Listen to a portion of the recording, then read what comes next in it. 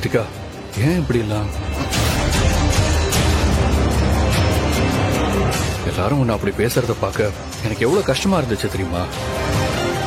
அவங்க பேசுறதுக்குலாம் நம்ம எதுக்கு இடம் கொடுக்கணும்? அதான பார்த்தேன். நீங்க இன்னைக்கு ஏன் பக்கம் பேசிருக்கீங்க?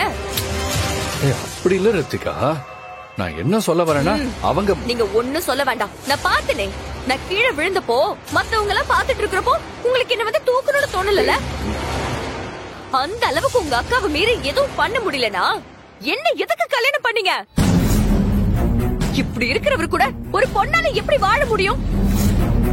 இத பாருங்க, ஒண்ணு உங்க இஷ்டத்துக்கு முடிவெடுத்து இந்த வீட்டுல குடும்பம் நடத்துற மாதிரி இருந்தா நான் உங்க கூட இருப்பேன். இல்லையா இப்பவே சொல்லிடுங்க, நான் என் வீட்டுக்கு கிளம்பி போய்கிட்டே இருக்கேன். என்ன எதுக்கு போய் இப்படி எல்லாம் பேசிட்டு இருக்க? இங்க பாருங்க, நான் கபிலனுக்கு தான் பொண்டாட்டி, அந்த இந்திராணிக்கு பொண்டாட்டி இல்ல.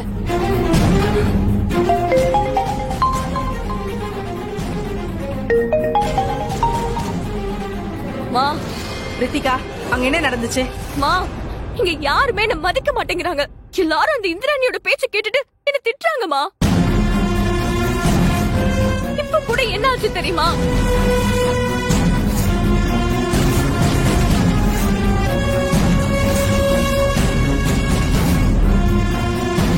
சொல்லுமா, இதுல ஏன் தப்பு என்ன இருக்கு?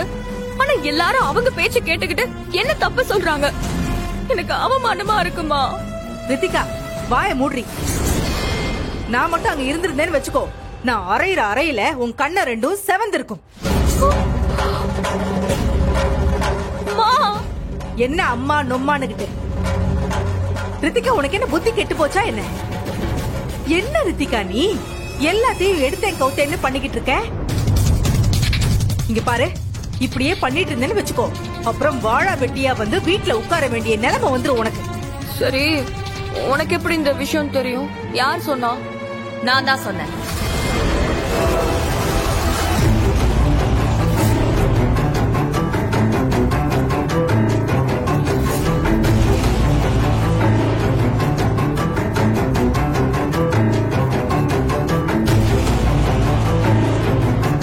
நான் அவ்வளவு சொல்லியும் நீ கேக்கல. அதான் யார் சொன்னா கேப்பியோ அவங்களுக்கு போன் பண்ணி கேட்க சொன்னேன். பேசு.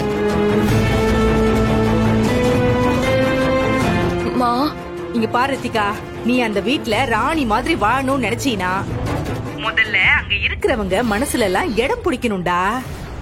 அத விட்டுட்டு இப்படி அடாவடித்தனம் பண்ணிட்டு இருந்தீங்கன்னா யாருக்குமே உன்னை பிடிக்காம போயிடும்.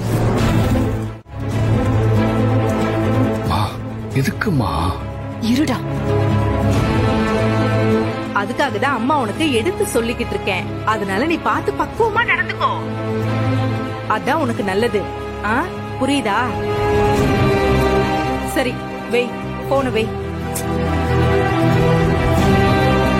என்ன உங்க அம்மா சொன்னதை கேட்டுக்கிட்டியா? ஒரு விஷயத்த நம்ம நடத்தி காட்டணும்னு முடிவு செஞ்சுட்டோம்னா முதல்ல அதுக்கான சந்தர்ப்பம் வர வரைக்கும் காத்துட்டு இருக்கணும். இப்படி அவசரப்பட்டினா எதுவும் நடக்காது, எதுவும் கிடைக்காது. அந்த இடத்துல நானே உன்கிட்ட அப்படி நடந்துக்காதேன்னு சொல்றேன்னா அதுல இருக்கிற அர்த்தம் என்னன்னு நீ புரிஞ்சுக்கணும்ல. ஆனா நீ என்ன கூட மதிக்காம நீ உன் இஷ்டத்துக்கு நடந்துக்கிற. நீ இந்த வீட்டோட மருமக. இனிமேலாவது கொஞ்சம் பார்த்து பக்குவமா நடந்துக்கோ.